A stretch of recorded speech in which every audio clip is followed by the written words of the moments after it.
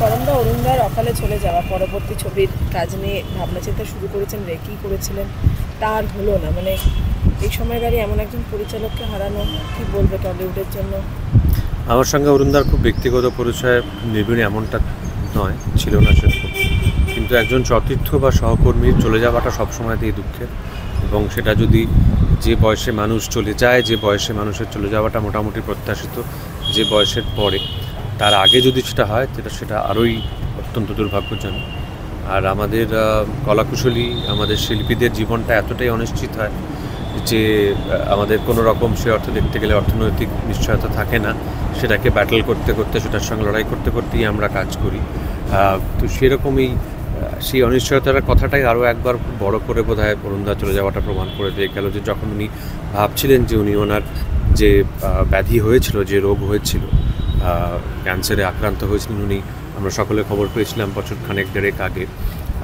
আমি এটুকু জানতাম যে উনি বেশ আত্মবিশ্বাসী ছিলেন যে উনি এই ব্যাধিকে জয় করতে পারবেন এবং করে আবার কাজে ফিরবেন। কিন্তু এখানেও সেই আবার শিল্পী বা কলাকুশলীদের জীবনের চিরাচরিত অনিশ্চয়তাটা আবার কাজ করে গেল, যে সেই সময়তেই তাকে ছিনিয়ে নিল এই ব্যাধি। অত্যন্ত দুর্ভাগ্যজনক এবং অসম্ভব অকালে চলে যাওয়া, খুব বড় ক্ষতি। আমার খুব অত্যন্ত খারাপ লাগছে বছরের শুরুতে এরকম একটা ঘটনা দিয়ে বছরটা শুরু হলো। সেটা কাঙ্ক্ষিত ছিল না, কিন্তু কিছু তো করার নেই, ভবিতব্য।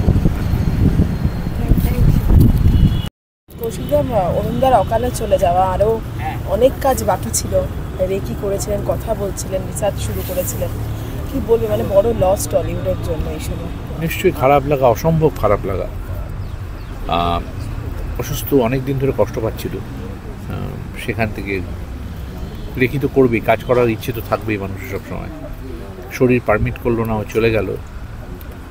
শরীরের অবস্থা একদমই ভালো ছিল না। আমার সাথে আগেও যখন দেখা হয়েছে এডিটিং স্টুডিওতে, তখনই ওকে দেখে বোঝা গেছে যে শরীর ভীষণ ভেঙে গেছে। খারাপ লাগার জায়গা, মানে সহকর্মীদের মরদেহ দেখতে আসাটা তো কোনো কাজের কথা নয়। খুব খুব খুব খারাপ লাগে। আর 50 যারা আমরা আছি তাদের তো আরও খারাপ লাগে। চুলদারি পেকেছে তো খুব কষ্ট হয় সেগুলো দেখে। অরুণের কাছ থেকে সিনেমার বড় ক্যানভাসের শিক্ষা মানুষ যেরকমভাবে পান, অরুণের কাছ থেকে ঠিক তেমনিভাবে আমাদের এটাও শেখা দরকার যে নিজের যত্ন কীভাবে নিতে হয়। অরুণ সেটা করলে পরে অরুণকে আমরা যে হারাতাম না। খুব কষ্টের দিন, আজকে এটা আলোচনার দিন নয়, কিন্তু অরুণ বড়লোক যদি থাকে সেখানে অরুণ যেন আর একটু বেটারভাবে থাকে, আর একটু আনন্দে থাকে। কারণ নইলে অরুণ রায় যে ধরনের ছবি বানাতেন সে ধরনের ছবি বানাবার লোক এখানে খুব কম রয়েছেন, এখানে অনেক অল্প পরিসর রয়েছেন। এবং ওর মুখ চেয়ে বহু মানুষ তাদের কাজ হতো, তাদের জীবিকা অর্জন করতেন।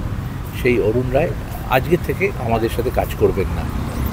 এটার থেকে দুঃখের এবং মৃত্যুর এরকম ইন্টারপ্রিটেশন সত্যি মর্মান্তিক। রাগ, দুঃখ, অভিমান সব জমে যায় এরকম দিনে। ওরকম একটা মেধাবী, গুণী ছেলে, ইতিহাস প্রিয় একজন মানুষ চলে গেল। ভালো থাকুক।